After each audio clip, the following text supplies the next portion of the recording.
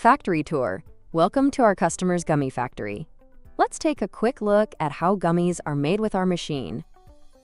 First is the syrup cooking system, a set of tanks that continuously process and mix the ingredients.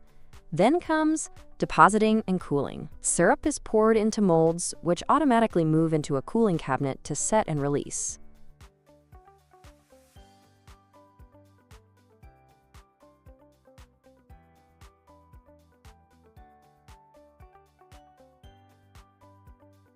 The gummies are then collected from the conveyor.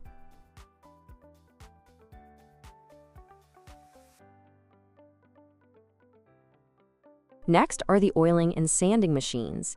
These give the gummies an even coating to prevent sticking.